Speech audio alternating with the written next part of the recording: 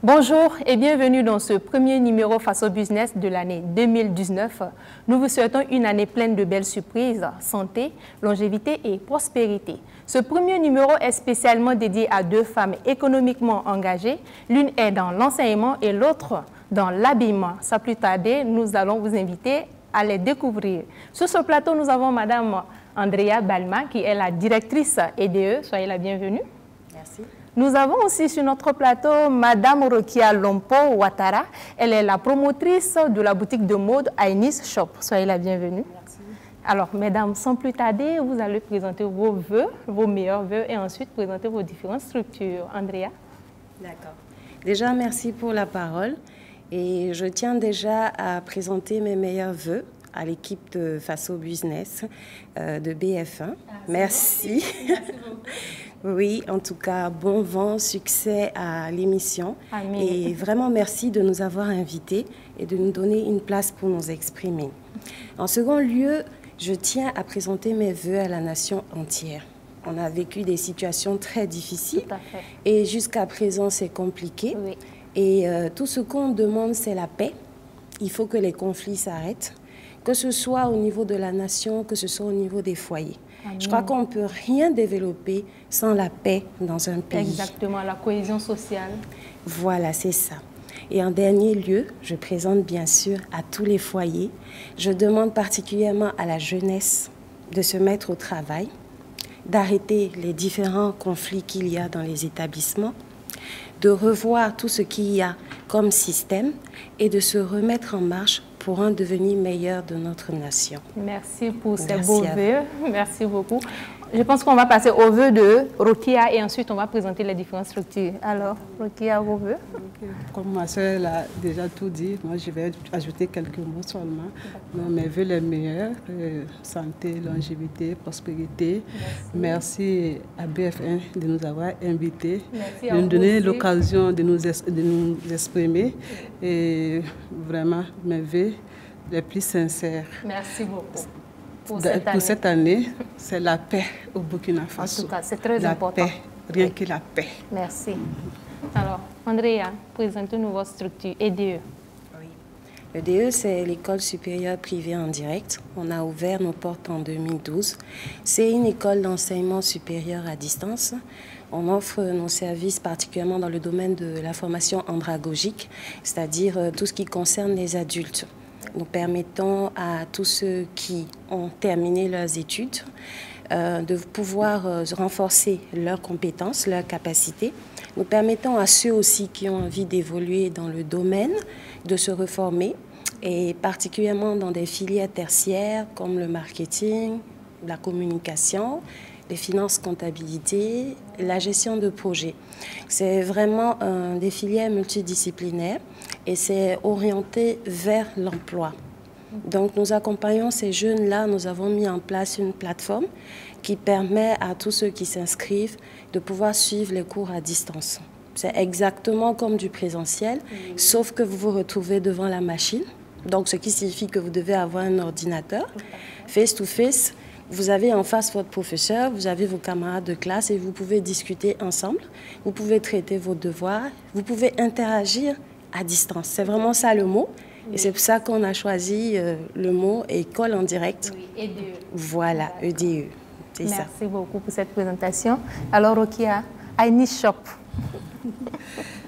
Ainis Shop, c'est une structure qui est privée. Oui. Donc, au départ, j'étais partie d'abord par la couture et ensuite...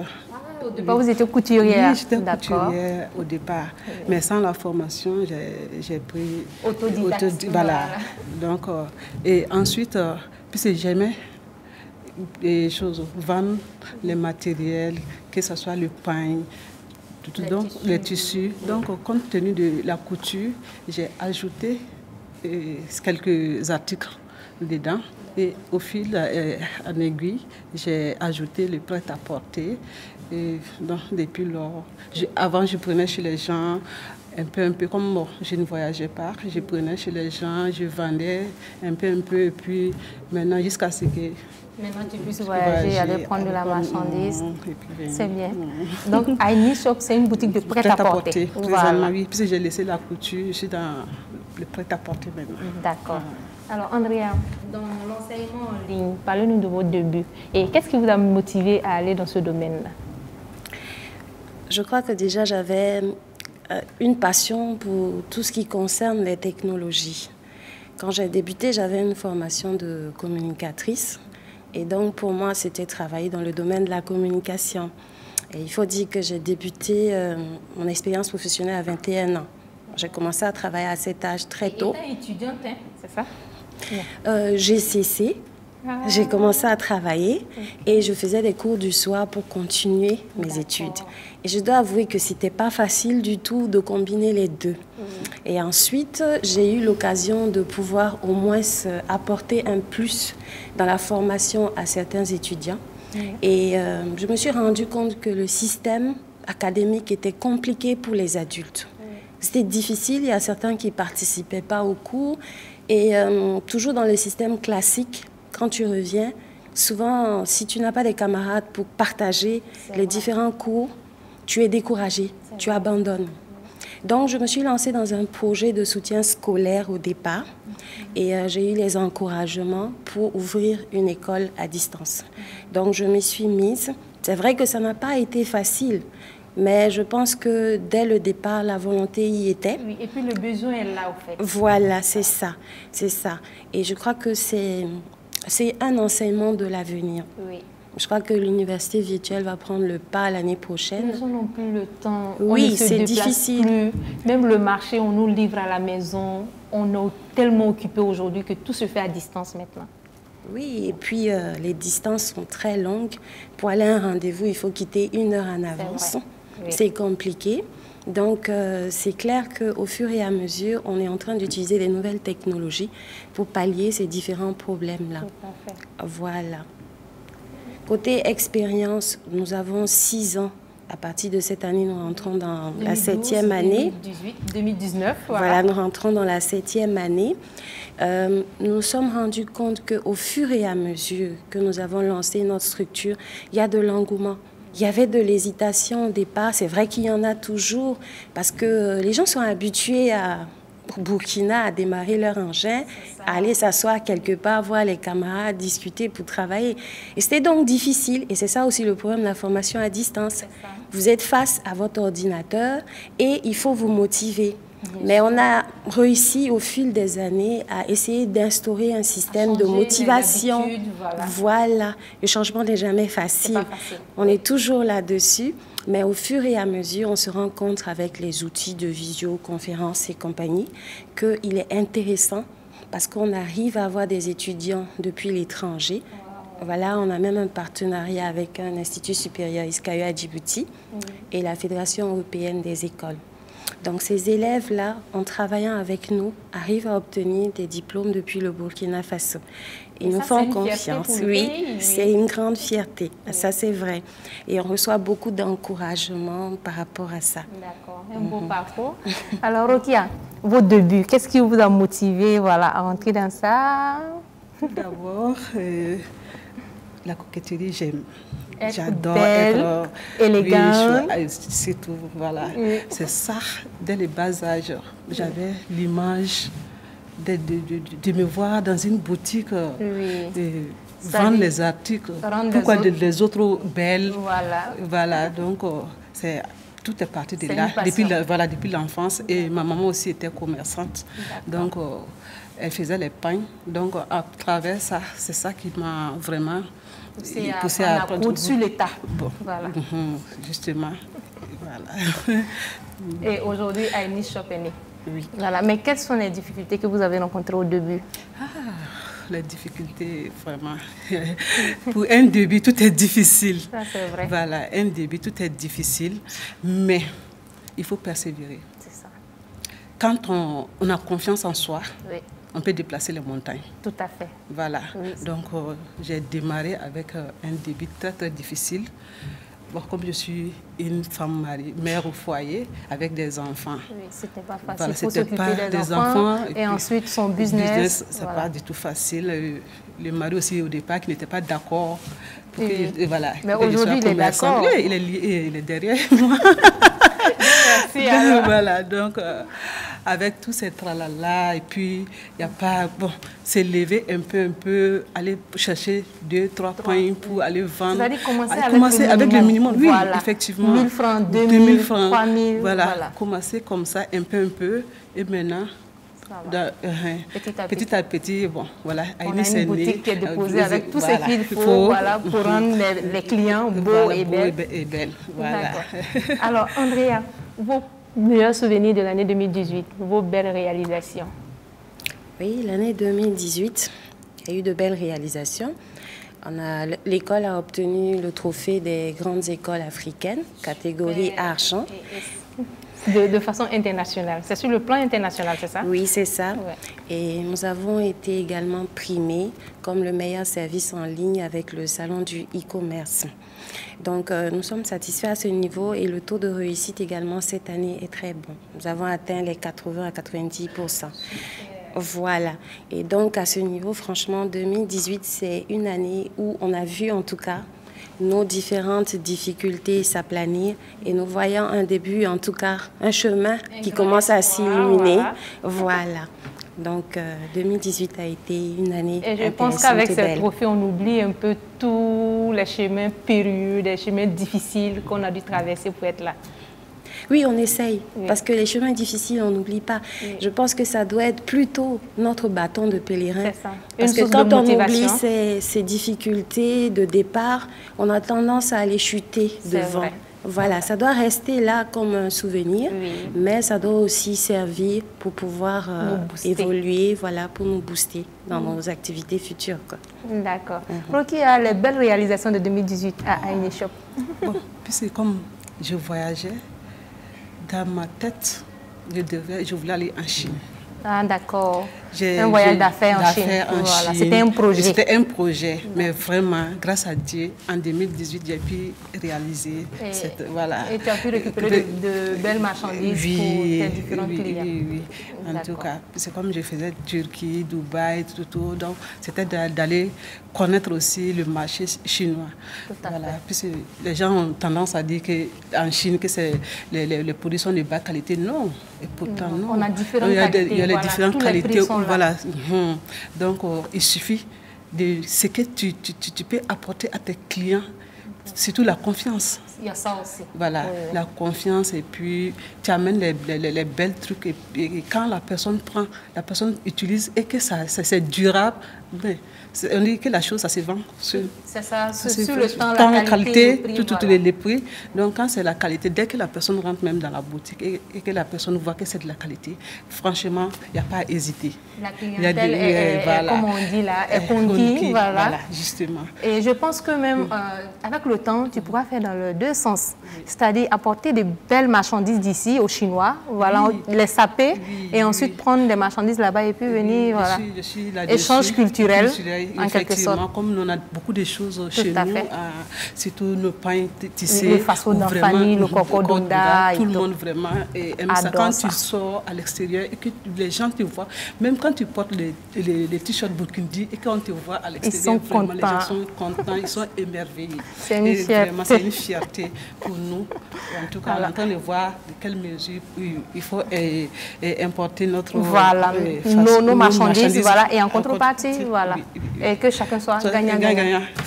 Merci beaucoup. Partenariat gagnant-gagnant. Alors, nous savons que l'entrepreneuriat féminin, l'entrepreneuriat de façon générale, les débuts, on a toujours des difficultés. Et même dans le parcours, on a des besoins. Alors, vous, en tant que femme entrepreneur, quels sont vos besoins actuels, Andrea? Je crois que déjà, le besoin qu'on a, c'est l'accompagnement. À notre niveau, par exemple, pour l'enseignement à distance, il nous faut une bonne connexion Internet. C'est une réalité au Burkina Faso. Voilà, c'est une réalité même en Afrique. Et je pense qu'il y a déjà des chantiers qui sont là-dessus, mais nous attendons ça vraiment avec impatience. Et je pense que la 4G est en route. Et si la 4G est là, cela va faciliter beaucoup de choses. Voilà, c'est ça. On a aussi besoin toujours de financement. parce que on se retrouve au départ avec un autofinancement.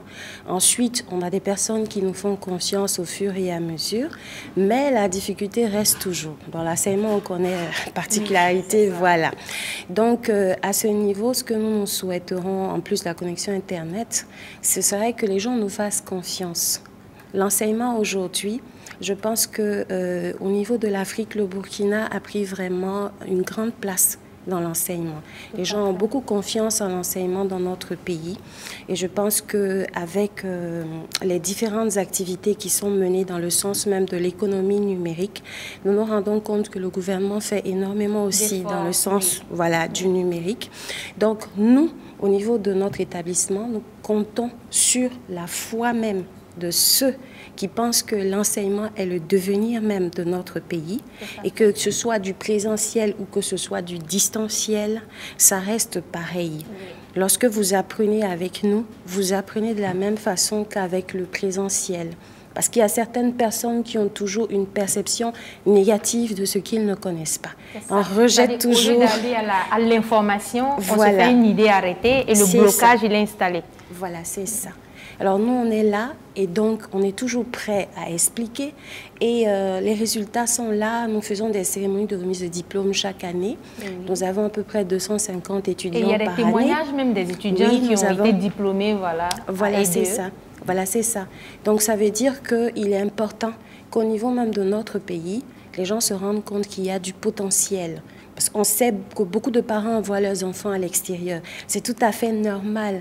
Mais je pense que si on veut vraiment suivre ce que le président Feu Thomas Sankara disait et ce que le Rwanda est en train de faire actuellement, je pense qu'il faut faire confiance à nos institutions. Il faut faire confiance à nos pays. Et en ce moment, il faut donner aussi la possibilité à ceux qui se battent sur place à permettre à ces jeunes-là demain de prendre la relève. Voilà. Mais tant que nous allons fuir pour aller à l'extérieur, nous former et revenir, d'abord, nous ne vivons pas les réalités de notre pays. Nous revenons, c'est vrai, nous aurons du multiculturel, on aura appris beaucoup, mais quand on revient, on est un peu déphasé. Donc, je pense qu'il serait intéressant pour les parents aussi d'y réfléchir et à la nation entière aussi de voir comment est-ce qu'on peut fédérer les différents établissements qui sont ici et les accompagner. Tout à fait. Voilà. Et la bonne nouvelle même, c'est qu'on peut rester au Burkina Faso et avoir des diplômes étrangers. Voilà. Oui. Si c'est pour un diplôme étranger qu'on fait partie de l'enfant à l'extérieur, autant il peut rester au Burkina Faso et avoir son diplôme, voilà, d'école en direct. Voilà, c'est ça. Et je veux rebondir aussi sur la scolarité qui a augmenté en France pour les étrangers. Mmh. Je crois qu'au fur et à mesure, vous m'excusez, on m'excusera, mais je pense aussi qu'on nous pousse un tout petit peu dehors. À rester chez nous. Voilà, on nous dit rester chez vous. On ne le dit pas directement, voilà. Mais on le dit à travers les finances. C'est ça. On a du potentiel, exploitons-le. Donc, je pense que ça, c'est un cri de cœur aussi à mon niveau, même si c'est un message qui est lancé. Voilà, faites confiance aux établissements qui sont là et donnez le potentiel vraiment pour que ces établissements-là puissent se développer. Tout à fait. Merci beaucoup. Rokia, de quoi as-tu besoin cette année pour développer ton business et les différents projets qui sont en cours? Vous savez que dans le secteur informel.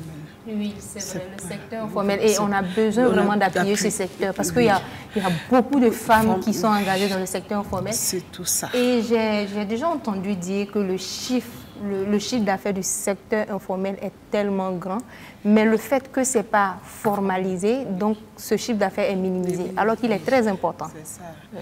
Par exemple, mon cas, depuis que je travaille, je me base sur moi-même. Oui, ton fonds propre. Mon fonds propre, voilà, pour travailler. Alors qu'il y a des structures qui peuvent nous donner des crédits, des accompagnements. C'est-à-dire, au fait, l'entrepreneuriat dans l'informel ici, on a une vision locale.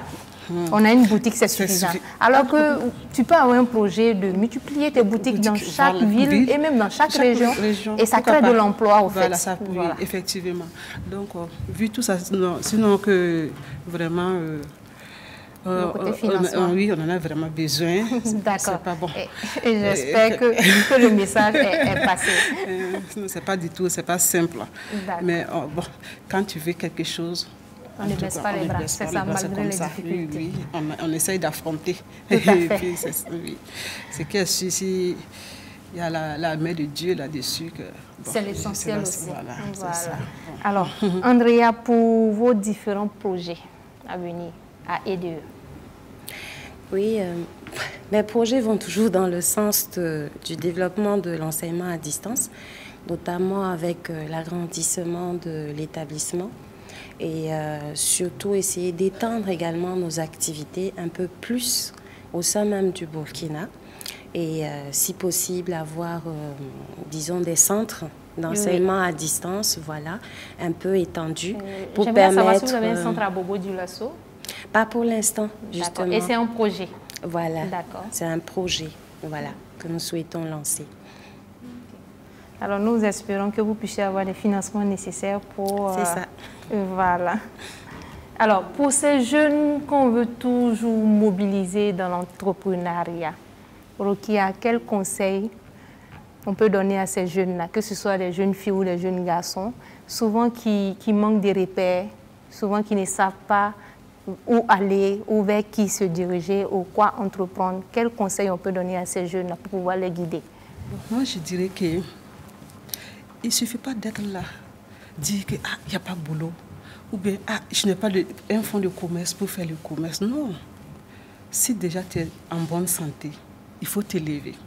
Tu as 10 francs, tu peux faire ça, ça va devenir 25. Tout à fait. Voilà, donc il faut la persévérance d'abord, la volonté et savoir ce qu'on veut dans la vie. Une vision lointaine pour pouvoir vraiment entreprendre quelque chose. Sinon, des fois quand tu vois les gens, on dit, je vais faire comme ça, mais les moyens me manquent. Non. Il faut te lever d'abord. Je pense que ça, c'est leur effet. Voilà, il faut avoir le courage. Il faut viser et même loin. Voilà, il ne faut pas rester et pleurer ton propre sort pour dire que non, c'est comme ça. Non. Il faut d'abord la volonté. Il faut y croire. Je veux au fait un exemple terre à terre. C'est-à-dire, tu es une jeune fille, tu as 18 ans, pendant les vacances, tu n'as rien à faire. Tu peux aller dans un atelier de couture ou un salon de coiffure, apprendre un métier. L'école est bien, mais pendant les vacances, dans tes temps libres ou bien les week-ends, il faut apprendre un métier avec tes 10 doigts. Et c'est à travers ce métier qu'on peut économiser peut-être 100 francs, 200 francs, 500, 1000 francs, et pour pouvoir réaliser les différents projets qu'on a dans le futur. Et si on ne commence pas à 18 ans à épargner ces petites monnaies, ça sera vraiment difficile à 25 ans d'avoir quelque chose et puis commencer. Il faut avoir la volonté. Il n'y a pas à dire la honte, j'ai honte de vente. Non. Nous tous, on a commencé ça aussi, c'est un blocage. Même ce que vous venez de dire, pendant les vacances, on vendait les petits trucs. Même quand on partait à l'école, les bonbons, les quoi, on faisait ça à la maison, dans les toffees. On a l'habitude. Donc voilà, c'est le flair. Voilà, ça te suit. C'est vrai. Ça te suit. Tu sais déjà comment faire pour pouvoir gagner un peu l'argent. Bon, par exemple, moi, au départ, mon mari, il était contre. Il ne voulait pas que je fasse le commerce. Mais je me suis cachée. Ma chance est qu'il n'était pas à Ouara. Donc je me cachais, je vendais un peu. J'espère qu'il va sur l'émission. Oui. Non, mais au fait, il y a une bonne finalité, donc il va comprendre. Ça, voilà. Oui. Mais le jour où je l'ai amené lui montrer ma boutique, il était ébahi. C'est ça. Il s'en révélait pas. Le résultat est très important. Voilà, justement. Parce qu'il ne savait même pas que je faisais le commerce. Voilà. Jusqu'à prendre une boutique, ouvrir, remplir ça de marchandises. Et prendre en charge des dépenses quand il n'est pas là. Voilà, c'est une fierté. Voilà, c'est ça. Et je m'occupe des enfants. Bon, il y avait... Quand il est arrivé, que je lui ai montré la boutique, il était vraiment content. Oui, il était content depuis ces jours. Il est ton premier soutien maintenant. On espère que nos jeunes sœurs qui sont sans repère aujourd'hui puissent se servir de ce genre d'exemple et puis voilà, savoir où aller, savoir ce qu'on veut, se préparer pour pouvoir l'obtenir. Alors Andrea, quel conseil pour ces jeunes filles aujourd'hui ou ces jeunes garçons voilà, qui cherchent à s'orienter voilà, de façon professionnelle ou financière? Je vais essayer. C'est difficile. Parce que je crois que moi-même, je n'ai pas fini d'apprendre. C'est vrai, on ne finit jamais d'apprendre. Oui, il n'y a pas une école qui permet de savoir ou un diplôme qui permet de savoir à quoi s'attendre. On se retrouve parachuté dans un univers qu'on ne connaît pas. Exactement. On a des bagages intellectuels, on a tout. on se retrouve là face à des situations qu'il faut gérer. Soit on est un manager, soit alors nous sommes vraiment une personne qui n'a pas de porte de sortie. C'est ça. Là, on se sent bloqué et tout. Oui, parce que d'abord, vous devez lutter pour le financement. Oui. Il faut trouver les moyens de pouvoir maintenir à flot, payer le personnel les et salaires et tout. Ensuite, vous vous retrouvez confronté à souvent le problème de compétences. Oui. Il faut les former. Si vous n'avez pas les compétences ou les former, c'est difficile. Vous vous retrouvez face à des conflits même au sein de votre structure. Wow. Il faut gérer les comportements, les caractères divergents. Oui, et ça, c'est très compliqué. Moi, le conseil que je peux leur donner déjà, c'est de ne pas rêver, de ne pas croire que l'entrepreneuriat est une solution miracle. C'est quelque chose qu'on entreprend, mais qu'on peut chuter à n'importe quel moment. Quand on commence, on doit d'abord se dire « j'ai foi en mon activité ». Et il faut aimer ce qu'on fait. Si on n'aime pas ce qu'on fait et qu'on a juste fait pour qu'on dise je suis directeur... Au moins, difficulté, on laisse tomber. Oui, on n'a pas de salaire au départ. C'est vrai. Non, ça, ah oui, il faut accepter de souffrir. Sur 100 entrepreneurs, 99 vont te dire qu'au départ, ils n'avaient pas de salaire. Oui. Ouais. Ça, c'est clair. Il n'y a pas de salaire, c'est compliqué. Et aussi, souvent, on se retrouve aussi face à des situations un peu difficiles. On peut se retrouver avec quelqu'un avec qui on travaille et à un moment donné, on se retrouve dans une situation où on est seul. Oui. Si, au départ, nous ne mettons pas en place le système, le modèle japonais, c'est-à-dire il faut connaître ce qu'on fait. Elle, par exemple, elle a aimé, elle sait ce qu'elle vend, elle connaît, quand elle choisit, elle sait comment ça se passe. C'est vrai. Mais si on se lance dans un domaine qu'on ne connaît pas et qu'on laisse le soin à d'autres personnes de gérer notre activité, au début, ça peut aller. Mais après, on peut se retrouver en bas parce que ces personnes n'auront pas eu la même douleur d'avoir créé la structure. Voilà. Donc, pour ces jeunes, moi, je leur dis déjà, il faut qu'ils aient leur idée, qu'ils y croient, qu'ils mettent en place leur projet, qu'ils n'essayent pas de rêver pour attendre les financements. Ils n'ont qu'à déjà se battre avec le peu qu'ils ont. Même si c'est 10 francs, comme elle a dit tout à l'heure, ça, c'est très essentiel. Oui, ils n'ont qu'à être économes, ils n'ont qu'à aller au fur et à mesure. Au début, moi, je me suis retrouvée face à un bailleur qui m'a fait comprendre, mais il n'y a pas de climatiseur dans votre bureau, il n'y a pas de rafraîchissement. Est-ce que les gens vont vous faire confiance? Le matériel, c'est bizarre, mais les gens font plus confiance au matériel. On ne prête qu'au voilà, oui. C'est-à-dire l'image aujourd'hui est devant. Même si ce que tu fais est très important, si ce n'est pas bien emballé, c'est ouvert à l'échec au fait. Oui. Tout à l'heure, on a parlé de certains qui pensent que lorsque tu te retrouves avec des gros véhicules, tu vas parachuter. C'est ça. Ben non, il y a certains qui vont louer des véhicules parce que s'ils vont pour obtenir des marchés, discuter avec des clients, eh ben, on fait exprès, on vous raccompagne jusqu'à la porte pour voir avec quel moyen de déplacement vous êtes venu. Ça, c'est une réalité. Ben on ne discute même pas. On ne cherche même pas si vous êtes compétent. Quand on parle d'argent, quand on parle de business, on parle de contrat. L'autre est obligé de t'accompagner. C'est un réflexe au fait. Voilà, mais on ne nous a pas dit ça à l'école. C'est ça. Voilà. On apprend ça sur le tas. Et les mentalités sont différentes aussi par pays. Il y a des gens qui vous feront confiance directement, qui vont vous apporter leur appui. Il y a d'autres qui voudront que vous fassiez d'abord un essai. Le savoir-faire. Voilà, c'est ça. Donc ces jeunes, je pense qu'ils doivent se mettre en tête. Je commence un peu. Je vais doucement, je me fais confiance, j'avance et surtout, je ne lâche pas. Une fois qu'on a attrapé son projet, on doit aller de l'avant, on ne doit pas laisser tomber. Ça, c'est très important. C'est important. Oui. Alors, je vais continuer avec toi. Comment on s'inscrit à EDE? Oui. Pour s'inscrire à EDE, il y a déjà des modalités d'inscription. Il faut avoir le minimum le bac, comme c'est demandé dans l'enseignement supérieur. Ben, ensuite, vous pouvez aller sur le site web. Vous avez une partie inscription. C'est un formulaire où vous pouvez vous préinscrire.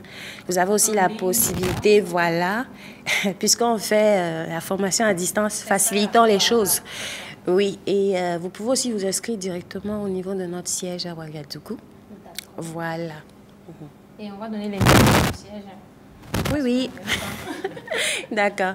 On est à 800 mètres du stade de la Soyenenga, à la Patte d'Oie. D'accord. Voilà. Et il y a un contact pour faciliter les choses. Oui, le téléphone fixe, c'est le 25 47 14 88. Ils peuvent appeler aussi au 68 11 26 71. Et pour le WhatsApp, le 62 18 08 48. Et le site web, qui est très important, www.écoleendirect.fr. Ok, école en direct, tout collé en un mot. Oui, c'est collé. On n'ajoute pas de E. École N. D'accord. Alors, combien de temps ça prend les inscriptions à EDE? Dès que une personne remplit le formulaire en ligne et vous envoie, c'est sur combien de durée, voilà, l'inscription? À peu près 72 heures. Voilà. Et on a 3 sessions de rentrée. On a les sessions d'octobre, de mars et on a la session également de juillet. D'accord. Voilà. Alors, Rokia, pour ces personnes qui seront intéressées par Aini Shop, quelle indication on peut leur donner? L'indication est plus simple. En quittant BF1 ici, pour aller à l'ambassade des États-Unis, vous dépassez l'ambassade des États-Unis à 500 mètres à votre gauche, collé au Lido Bar. Comme si vous partez. Juste au bord de la route. Oui. Oui. Et un contact? Un contact. Nous sommes au 65 03 75 09. Dans les 78 64 53 61. Merci beaucoup. Les WhatsApp, oui. Les 70 24 25 74. D'accord. Nous sommes déjà à la fin de ce numéro. Alors, Andrea, un dernier mot? Un dernier mot. Merci. Merci d'avoir créé cette émission-là. Merci pour ce terme que j'ai vu sur Facebook et je vois encore, femmes économiquement engagées, avec abréviation, oui, fait. Ah, ça c'est bien trouvé. Parce que c'est vrai que la femme joue un grand rôle. Je crois que c'est la fée des ménages. C'est ça. Et là maintenant, nous sommes dans la fée du business. La fée du social et de l'économie. Oui, et ça vraiment, félicitations. Pour la dernière intervention, je tiens déjà à dire à toutes celles qui ont des difficultés actuellement, qui se disent « j'ai ouvert mon entreprise, je veux lâcher, je ne m'en sors pas ». Non, déjà on est en 2019. Et je pense que chaque année, quand on se souhaite les meilleurs vœux, c'est parce qu'on se donne un espoir. Il est dit que celui qui est mort, il n'a plus d'espoir. Tant qu'on vit, il y a de l'espoir. Et je crois que ces personnes doivent se battre, particulièrement les femmes qui se disent que tout leur est fermé. Je pense qu'aujourd'hui, il y a tout un système qui est mis en place pour accompagner les femmes. C'est peut-être pas très visible, mais je pense que beaucoup d'efforts ont été engagés dans ce domaine-là. Voilà, et je pense que vous êtes même l'une des promotrices qui met en avant, voilà, le travail des femmes. Et ça, vraiment, merci. Continuez sur cette voie-là. Merci à vous aussi pour ce combat. Voilà. Merci. Okay. C'est la dernière intervention. Oui, d'accord. Rokia, un dernier mot? Bon, je dirais merci. Merci à BF1 de nous avoir invités. Ce que je vais ajouter, comme Andrea, effectivement, dans toutes choses, c'est la confiance en soi, la persévérance. On le dit toujours, il faut développer sa confiance en soi. C'est ça. Dès que tu as confiance en toi, je me dis qu'avec l'appui de Dieu, tout est permis. Ça va aller. Ne pas baisser les bras, voilà. C'est tout ça. Par exemple, nous, tu es dans la boutique, tu peux te faire une semaine sans vendre. Oui, sans clients. Sans clients. Mais est-ce qu'il vous fermer? Non. Non. Mais un jour, paf, il y a un client qui débarque. Qui vient compenser tous ces journées vides. Voilà, que tu n'as pas vendu. Et si on se décourage, que voilà, on reste à la maison, non. Répète, voilà. Il faut toujours croire. Il faut y croire. La vie, là, c'est comme ça. Quand on croit, c'est très important. Et on peut déplacer les montagnes. C'est ce que j'ai toujours dit. Merci beaucoup, Rokia. Merci beaucoup, Andrea. Merci à toute l'équipe de production. Nous sommes à la fin de ce premier numéro de l'année 2019. Nous remercions nos fées sur ce plateau. Nous remercions vous, chers téléspectateurs, toujours fidèles à Face au Business. Merci à toute l'équipe de production que j'ai déjà dit. Merci à Aini Shop pour cette belle tenue. Plein succès à vous et plein succès à EDE. Et à très bientôt pour un autre numéro sur Face au Business. D'ici là, portez-vous bien.